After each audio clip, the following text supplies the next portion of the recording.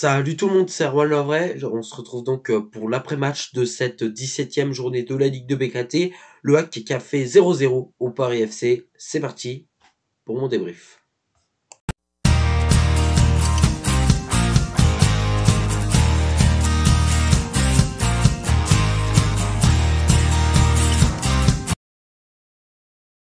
On va commencer par le bref de la rencontre d'une façon très rapide puisqu'il n'y a pas eu de but. 0-0, le match qui a débuté hier à 21h au stade Charletti. Alors déjà, le stade Charletti est un stade, on va dire, assez mort, hein. Il n'y a pas beaucoup de supporters du Paris FC. La plupart du stade est vide. La quasi-totalité du stade est vide. Le stade est doté d'une piste d'athlétisme. Voilà, c'est un stade assez pauvre, sans ambiance, un peu mort. La pelouse était pas terrible. Hier soir aussi sur le terrain, on entendait quand même pas mal les supporters, à vrai, qui ont fait le déplacement. Mais mis à part ça, on n'a pas eu de grosses occasions, si ce n'est une ratée par Monsieur Jamal Thiaré. Le hack derrière n'aura pas eu d'occasion concrète de performer. Donc voilà, c'était pas non plus un super match du côté du Paris FC qui, il y a une magnifique frappe, je sais plus qui, du côté du PFC a tiré, une très belle frappe que Arthur Desma a réussi à arrêter, mais en seconde mi-temps.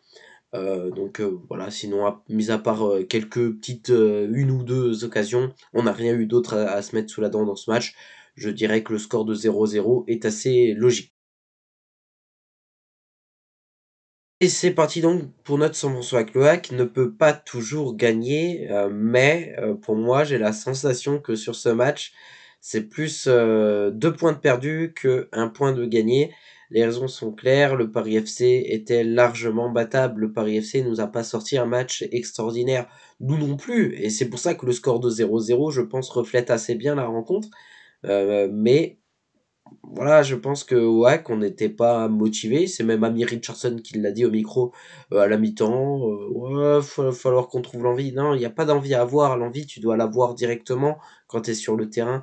Je conçois que c'est difficile quand tu pars d'un match comme Hack Bordeaux le lundi avec 25 000 personnes et que derrière t'enchaînes le vendredi soir avec un déplacement au stade Charletti, un stade assez pourri, sans ambiance, mort en fait, ambiance morte quasiment, avec du vent, avec voilà, je veux dire, c'est sûr que c'est dur de faire l'enchaînement des deux matchs, mais la motivation, tu dois l'avoir pour remporter le match parce que c'était hyper important.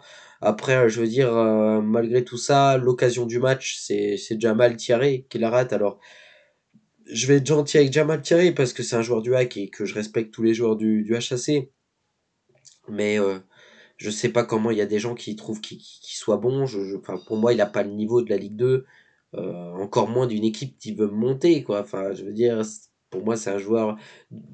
Voilà, je veux dire, sa carrière elle se résume peut-être à seulement 2 saisons. Et pratiquement une seule vraiment bonne au final, c'était la saison 2019-2020.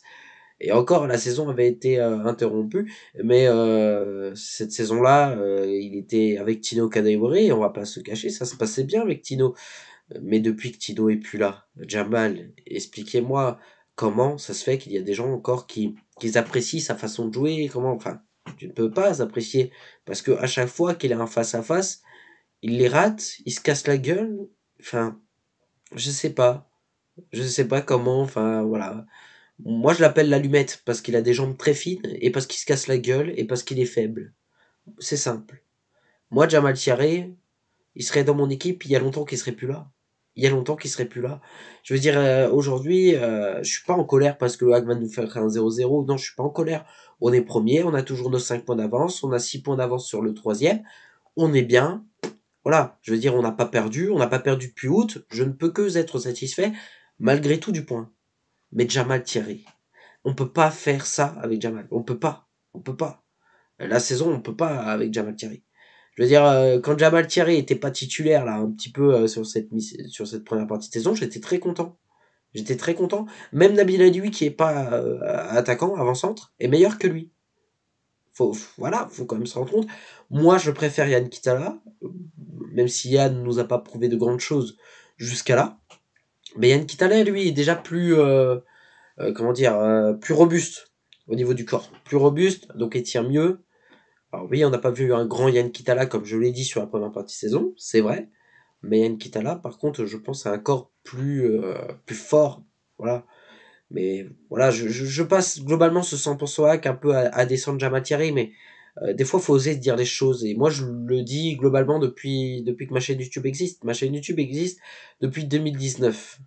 Donc j'ai connu Jamal Thierry avec du bon niveau, et j'ai connu la descente de Jamal Thierry, en fait. Jamal Thierry, maintenant, il vaut plus rien. Enfin, peut-être qu'une équipe de bas de classement serait intéressée par lui, mais moi je m'intéresserais même pas. Voilà. Parce que si le gars il a un face-à-face, dans tous les cas il le rate. Que ce soit avec le HAC, que ce soit avec Annecy, que ce soit avec Saint-Etienne. Il a un face-à-face, il va quand même le rater. Peu importe le maillot. Parce que c'est le face-à-face et parce que il n'y arrive pas. Il ne l'y arrive pas. Un plat du pied simple, il n'y arrive pas. Et moi ça m'énerve. Ça m'énerve parce que c'est des trucs simples.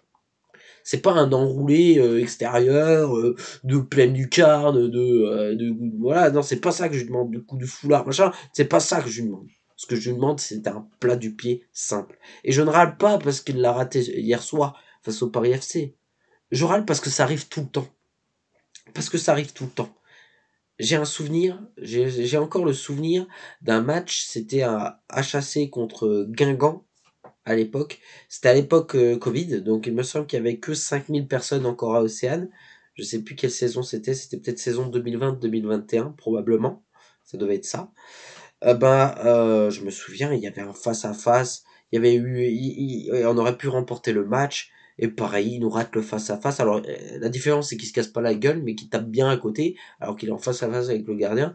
Euh, mais bon, ça résume pour moi la carrière de Jamal. Moi, je retiens de Jamal Thierry, c'est que c'est un bon gars, il est sympa, enfin, tout ce que vous voulez, mais il n'a pas le niveau aujourd'hui du HAC. Il n'a pas le niveau du HAC. Donc voilà, concernant le match dans la plus globalité, de toute manière, hein, tous les joueurs n'ont pas été hyper bons. Amy Richardson, j'ai trouvé qu'il a fait un match absolument pourri. Voilà, il est rentré, même lui, hein, il l'a dit à la mi-temps, il a eu du mal à rentrer dans le match, tout ça, motivation, ça se voyait directement. Josué Casimir, première mi-temps assez décevante, deuxième un peu plus positive. Jamal Thierry, j'en ai déjà suffisamment parlé. Mis à part ça, j'ai trouvé que Arthur Desma, que Christopher Operi ont fait des matchs, un match vraiment correct, vraiment très bon de leur part. Christopher Operi qu'on a beaucoup vu, et puis Desma qui nous a quand même fait quelques arrêts.